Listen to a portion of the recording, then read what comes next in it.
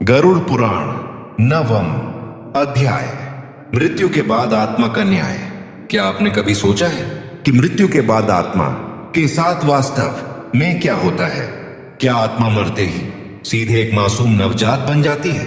गरुड़ पुराण कहता है, नया जन्म कोई उत्सव नहीं बल्कि आत्मा के लिए पहली और सबसे बड़ी सजा है। जब आत्मा पुराने शरीर को त्यागती है तो वह न स्वतंत्र होती है और न ही तुरंत नया जीवन पाती है। यमदूत उसे लेकर जाते हैं चित्रगुप्त के दरबार में। वहां कोई झूठ नहीं चलता, कोई सफाई काम नहीं आती।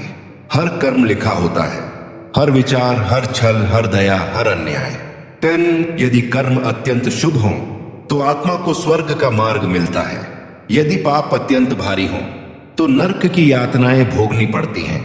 लेकिन गरुड़ पुराण कहता है, अधिकांश आत्माएं न पूरी पुण्यवान होती हैं, न पूरी पापी।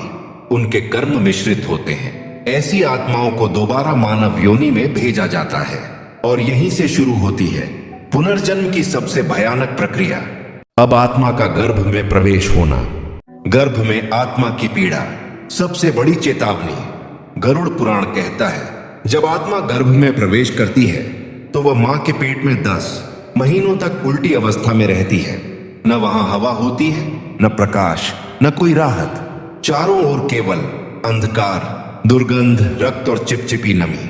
आत्मा न हिल सकती है, न बोल सकती है, न भाग सकती है। वह हर दिन तड़पती है, हर क्षण पीड़ा सहती है और उसी अंधकार में उसके सामने पिछले जन्म के सभी पाप एक एक कर प्रकट होते हैं।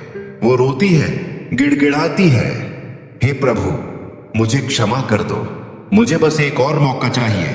वो संकल्प करती है, अब किसी को दुख नहीं दूंगी, अब अहंकार नहीं करूंगी, अब सत्य और करुणा के मार्ग पर चलूंगी।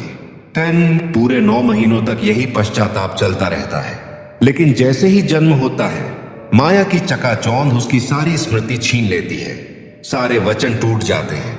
फिर वही अहंकार, वही लोभ, वही पाप। गरुड़ पुराण की सबसे बड़ी चेतावनी, यदि इस जन्म में भी आत्मा नहीं जागी तो अगला जन्म मानव योनि में मिले यह निश्चित नहीं। कीड़ा, पशु या भटकती प्रेत योनि भी मिल सकती है। इसलिए आज का कर्म ही कल की योनि तय करता है। अगर गर्भ की पीड़ा से बचना है तो अभी से जीवन को सही दिशा देनी होगी।